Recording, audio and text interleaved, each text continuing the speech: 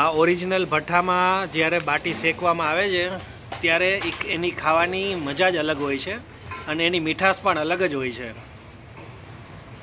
આ બાટી છે જેને દેશી ભઠ્ઠામાં શેકવામાં આવે છે. આ બાટી ઘઉંના લોટની બને છે. ઘઉંના લોટથી તૈયાર કરવામાં આવે છે આ બાટી અને આ દેશી ભઠ્ઠો. આ ગરમા ગરમ બાટી અને આ દાલ. ગરમા ગરમ બાટીને આ ઠારવાની રીત.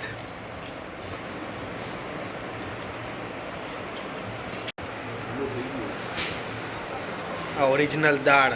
દાલ બાટી સાથે દાળ અલગ જ જાતની હોય.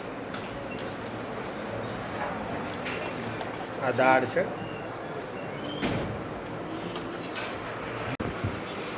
બાટીને આવી રીતે ચોરી અને ઝીણો ભૂકો કરવામાં આવે છે. ઓરિજિનલ ઘી. દાલ બાટીને ચોરી અને પછી એમાં ઘી નાખવામાં આવે છે. આ દેશી ઘી. બાટીમાં સરસ ઘી નાખીને પછી એમાં તમે લસણની ચટણી પણ નાખી શકો અને પછી એમાં દાળ ઉમેરવામાં આવે છે. આ દાલ બાટી ખાવાની સાચી રીત.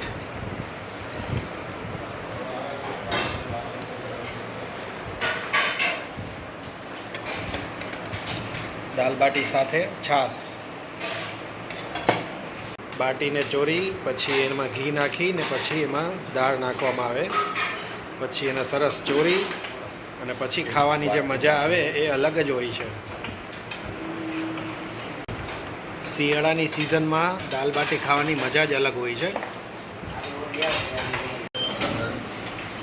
દાલ બાટી સાથે દેશી ગોળ.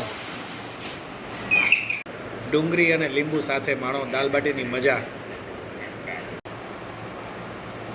અને દાલ બાટીની મજા માણો રોસ્ટેડ પાપડ સાથે. આવી રીતે જ્યારે ભઠ્ઠામાં મસ્ત શેકાય બાટી ત્યારે જ એને ખાવાની મજા કંઈક અલગ જ હોય છે.